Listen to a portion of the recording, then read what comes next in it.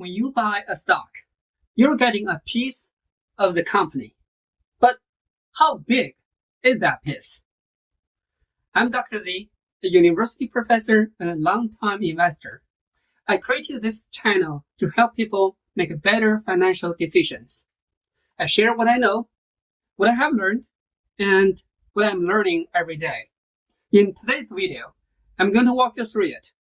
The size of your slice depends on one number that doesn't get enough attention: outstanding shares.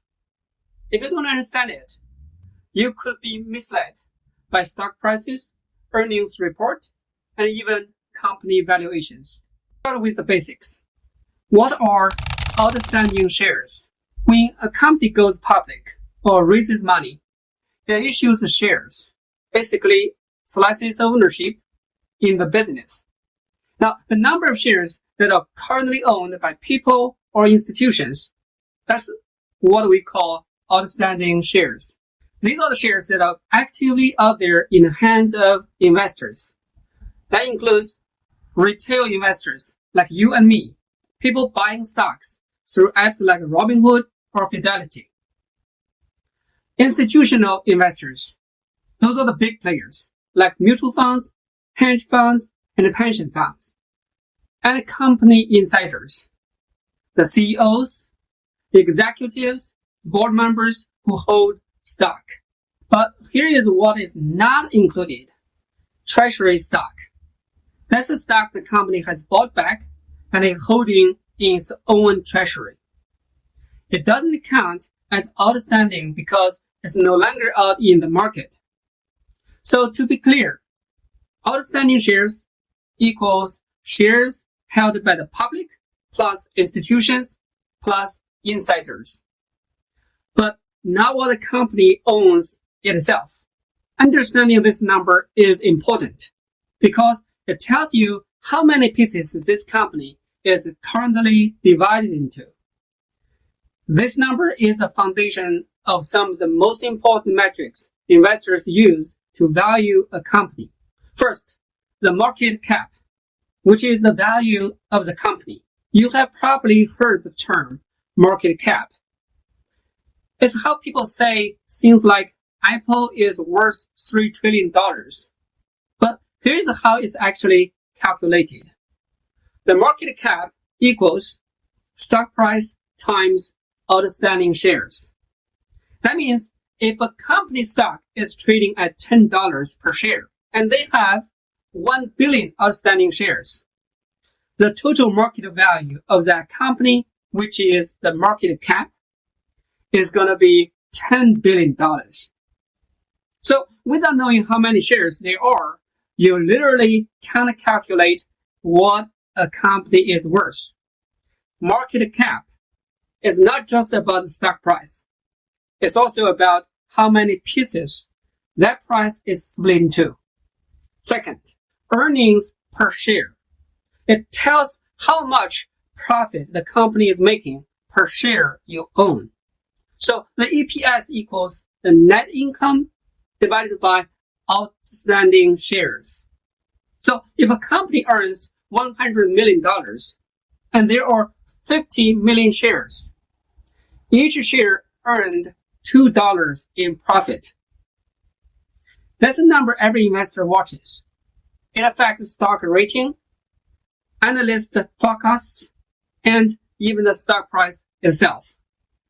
So why analysts obsess over this number? You can see, right? From price to earning ratios, P ratios, to evaluation, to growth projections, analysts depends on this number. Because if the number of shares changes, it affects all the math. That's why when companies issue new shares or buy them back, it's a big deal. That's not just the paperwork. It changes the way investors see the company. So now you know why the number of shares is so important. But where do you actually find that number? Let me show you. There are two easy ways. Option one is the SEC filings, like such forms like 10K or 10Q. Every public company is required by law to report their financials. You can find the number of shares in their 10K, that's their annual report, or their 10Q, their quarterly report. Here is a tip. The number of shares is usually listed in the summary section near the front, often right before the table of contents. Look for terms like common stock outstanding or capital stock. You can just Google, put the company name, 10K, and the most recent, and you will find it quickly. Option 2, you can use Yahoo Finance or similar. If you don't want to dig through the filings, go to Yahoo Finance, type in the company name, click on Statistics, and scroll down to the section called Share Statistics. You will see something like shares outstanding and float. It's not always 100% up to date like the SEC filings, but it's quick and good enough for most investors doing a general analysis. Companies update this number regularly. So if you are serious about analyzing a stock, make sure you're using the latest information. All right, now let's talk about something that often confuses new investors.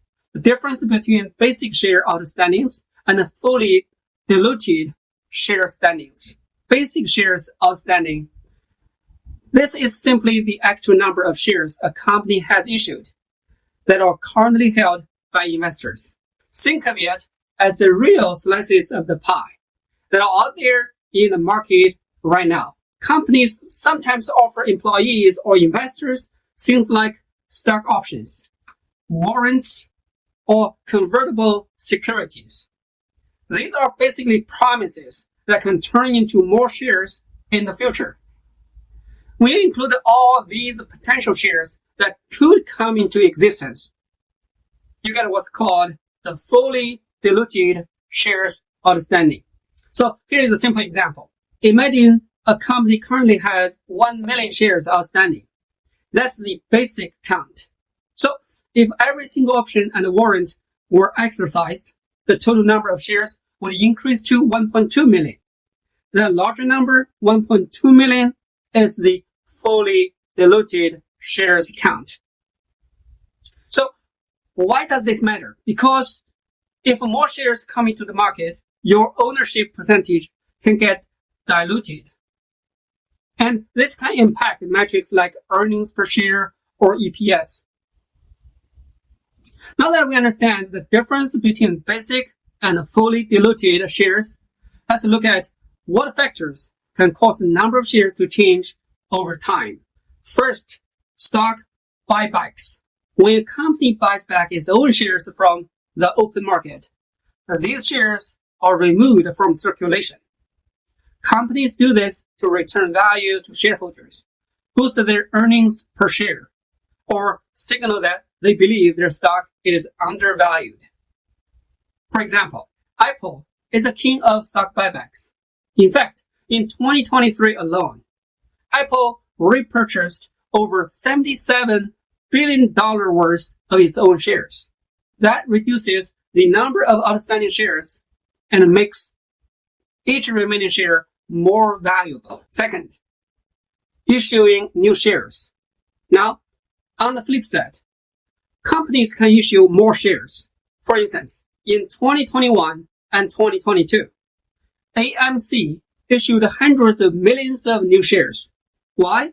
Because their stock price skyrocketed during the meme frenzy, and management took advantage of that to raise cash, lots of cash. Third, stock splits and reverse splits. Now first, a stock split is when a company increases the number of shares by splitting each one into multiple pieces. It's like cutting a pizza into more slices. It's the same pizza, just more pieces. For example, in 2022, Tesla did a 3-for-1 stock split.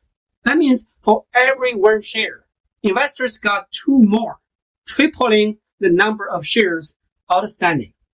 Now, this doesn't change the company's value, but it makes the shares more affordable, especially for retail investors. on the flip side, there is a reverse stock split. This is when a company reduces the number of shares but increases the price per share. So 1-for-10 reverse split. If you had 1,000 shares at $1 each, now you have 100 shares at $10 each. Again, same total value, still $1,000. But why would a company do that? Usually, it's not a great sign.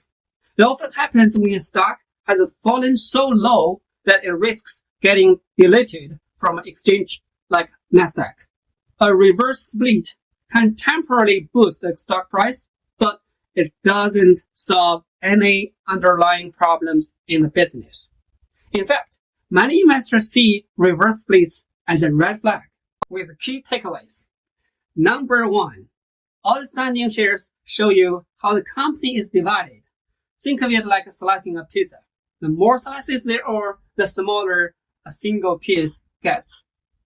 Number 2, they directly impact the company's valuation. Market cap, earnings per share, all those fancy metrics start from here. Number 3, always double check if you are looking at the basic shares or fully diluted. There's a big difference. Basic is what's out there right now.